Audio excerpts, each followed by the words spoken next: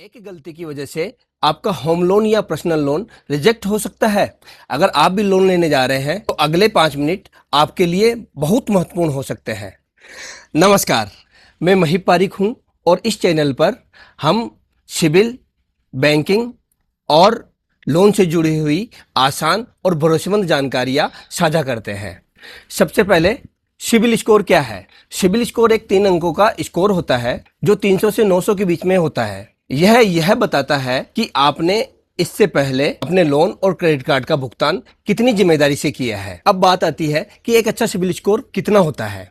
अगर आपका CIBIL score 300 से 600 के बीच में है तो यह एक कमजोर सिबिल स्कोर है। अगर आपका सिबिल स्कोर 600 से 700 के बीच में है तो यह एक औसत सिबिल स्कोर है। अगर वहीं आपका सिबिल स्कोर 700 से 750 के बीच में आता है तो यह एक अच्छा सिबिल स्कोर होगा। और अगर आप 750 से ज़्यादा सिबिल स्कोर कैरी करके चल रहे हैं तो यह बहुत अच्छा सिबिल स्कोर है। अच्छा, अब समझते हैं कि सिबिल स्कोर खराब कैसे होता है।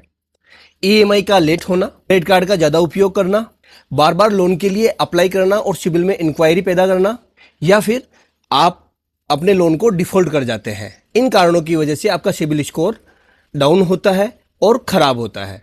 और हाँ, एक बात का भी आप जरूर ध्यान दें कि गारंटी अगर आप किसी व्यक्ति की देते हैं तो सोच समझ कर दीजिए। अगर वह व्यक्ति जेन्युइन है, अच्छा है, आप उसे अच्छी तरीके से जानते हैं, वह लोन का रिपेमेंट समय पे कर सकता है, तो ही आप गारंटी दें।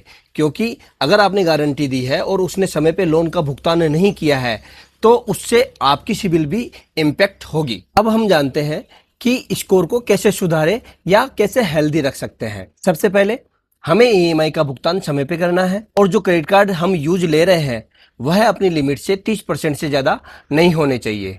साथ ही हमें यह ध्यान रखना है कि सिबिल में अनावश्यक इंक्वायरी नहीं हो और अपनी जो सिबिल रिपोर्ट है वह समय समय पर देखते रहे। अगर यह जानकारी आपको यूजफुल लगी हो तो मेरे चैनल को लाइक कीजिए, सब्सक्राइब कीजिए और जुड़े हुए रहिए ऐसी ही सिबिल और लोन से जुड़ी हुई इंफॉर्मेटिव इन्फॉर्मेशन के लिए।